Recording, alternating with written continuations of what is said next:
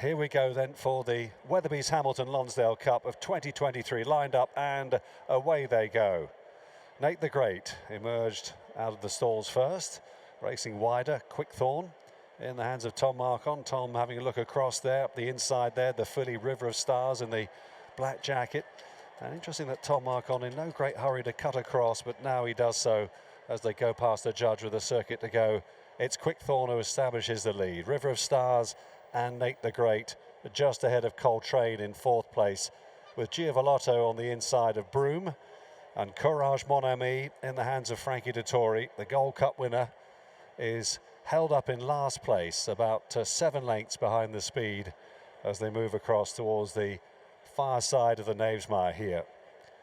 So Quickthorn, who was a revelation 12 months ago in this, they never laid a glove on him. He leads by just over a length then to River of Stars in second place, with close up on the outside Nate the Great and his stable companion Coltrane on the inner in the green and white hoops. Broome is next, ahead then of Giavolotto, the Yorkshire Cup winner, and the Ascot Gold Cup winner Courage Mon Ami in last place.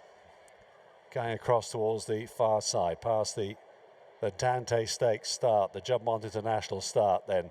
Just under a mile and a quarter left to travel here in this Group 2 Lonsdale. And still Quickthorn being held together in front though by Tom Marcon. He's certainly not going flat out at this stage. They're racing down the far side now towards the final mile of the contest, approaching the halfway point of the race. River of Stars racing 2 lengths down in second place. Nate the Great and Coltrane together with Giavolotto on the inside of Broome. Giavolotto a little bit keen early on, but he's travelling quite comfortably. And still at the back of the field, detached by a couple of lengths, Courage Mon Ami in the hands of Frankie Dettori as they move past the 7 furlong marker now. Probably 8 lengths would cover the field.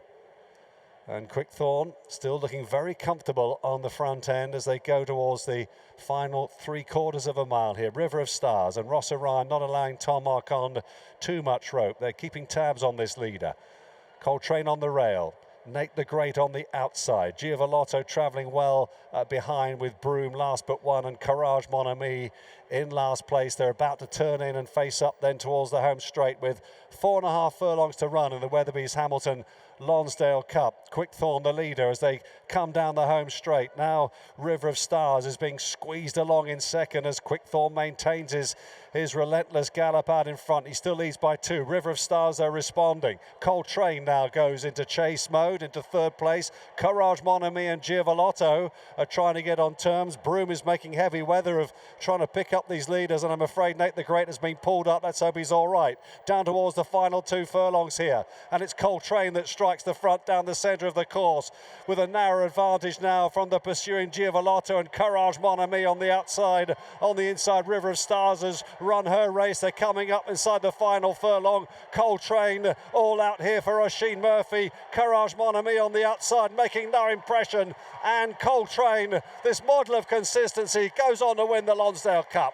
Won it from Courage Mon Ami, Giavolotto, and then River of Stars ahead of Broome, and Quickthorn faded and was last to finish. For you personally, this must be a ride of great professional satisfaction, bearing in mind not just last time in the Goodwood Cup, but also the Ascot Gold Cup. Yeah, thoughts firstly, Lydia, with Nate the Great.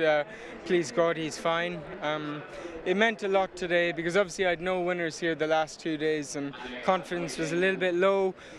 But Andrew didn't ask me what I was going to do or say do this, that or the next thing, and I was able to ride whatever race I saw fit, and thankfully it all went smoothly, Lydia. And different race obviously to the 2 you've mentioned at Goodwood and Ascot, but the horse felt fantastic, and he's really a success story because he had a bad injury. I thought he'd never race again, thought he'd just be a riding horse. He got beat plenty before he came back to form, and he really is a horse of tremendous quality. Yes, he's tremendously consistent as well. Yeah, and has everything. Relaxes a turn of foot and obviously stays a long distance. So they're hard to come by, and I'm glad to be partnering him.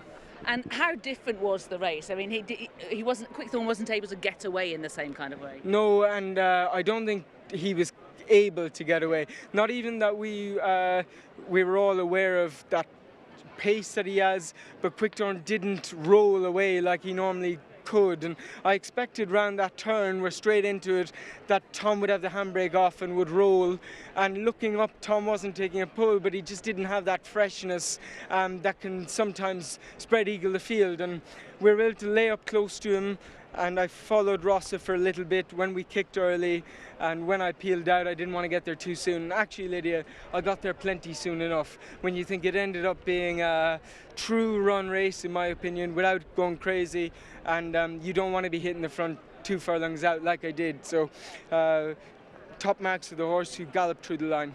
Congratulations, well done, Ishii. Thanks, Lydia. Well, some of Coltrane's finest days have been here on the Naves Mile. He's won the Lonsdale, of course, won the Melrose as a 3-year-old. His proud owners are Mick and Janice Mariscotti, and I'm under strict instructions from Janice not to ask her any questions. I can only direct questions at Mick. I might break that, Janice. Okay. Mick, you must be so proud. Oh, we're delighted, absolutely delighted. He's been so consistent for the last season and this season, and he's always there or thereabouts. And sometimes he's good enough, sometimes he's not. And today he was brilliant. It's his consistency that is so remarkable. He always turns up. He always does it, doesn't he? He does, yeah. He's a lovely horse. He's full of heart. He's got bags of courage, and he's tough. And I say, he's always there. So I'm delighted. And he had to be tough, didn't he? Because he had that serious injury after running in the Cesarovic as a 3-year-old. Yes, he did. Took nearly a year off and came back quite slowly, back end of 2021. And it took him a while. It wasn't until he got on the grass at Chester that we saw that there was a horse still in there somewhere. And he's got, I'd argue, he's got better and better since then. So. I would agree with you. And Andrew and the team, had they given you encouragement to keep going when it wasn't immediately clicking? Had they said, don't worry, he's still there? Yeah, to a degree, although I've still got my notes from the beginning of the 2022 season where Andrew and I agreed that he probably wasn't going to be a group horse. It shows you how much we know. It's always lovely to be wrong in those circumstances, though. It is, yeah, nice to be wrong. Okay. It's not often it's nice to be wrong, but that was nice, yeah. Well, many congratulations. I'll let you go and celebrate and watch the video again. And I've been a good girl, Janice, and haven't asked you any questions. Very good. Congratulations. Thank you. Watch live racing now on racingtv.com.